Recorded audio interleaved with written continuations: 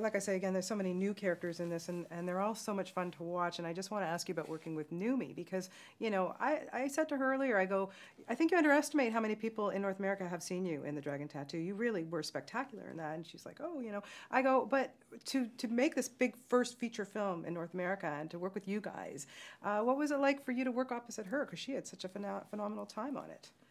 Well, first of all, I was training down in the basement of this house we were staying in Mayfair, and I said, oh yeah, she looked like she threw a couple punches. I said, why don't you come over and train with Sifu and I? And she came over and she gloved up, and I was just like, oh my God, this girl likes to fight. Like has a real warrior spirit. So we started maybe, you know, pushing it a little bit, and she like lit up. She was happy, and I thought, wow, this is going to be a really fun ride with her. And then there's something really incredibly warm and maternal and thoughtful and spiritual about her too, and that's what we needed from the character of Simza, this gypsy fortune teller who we bring into this intrigue. Yeah, what's it like, you know, having all this new blood on the set? It must be a lot of fun for you guys, I would think. Yeah, it's really satisfying too, because I remember, you know, doing a TV series with George C. Scott, or being on location with James Woods in the mid '80s, and just going, boy, you know, I'm so fortunate that I get to, you know, see these guys who are so experienced, and you know, 25 years later, I'm kind of like that guy just a little bit. So it just feels nice, you know, yeah. Circle of life and all. Absolutely, Stephen Fry, working with him. Yes. You don't really work with Stephen, you just kind of get out of his way because it's all going to happen pretty quickly. He's exceptional.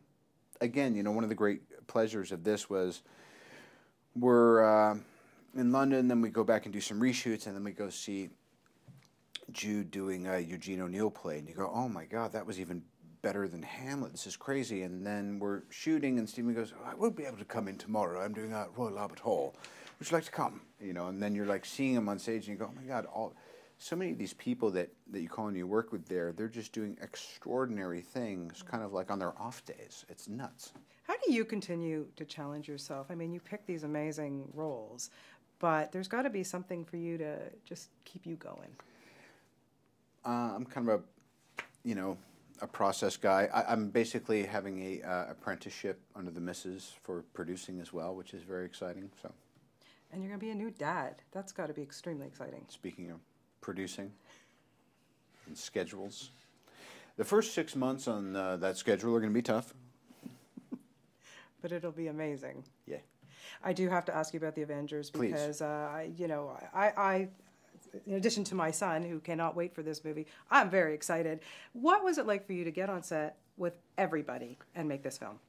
Well, first of all, you just hope that the costumes all look right.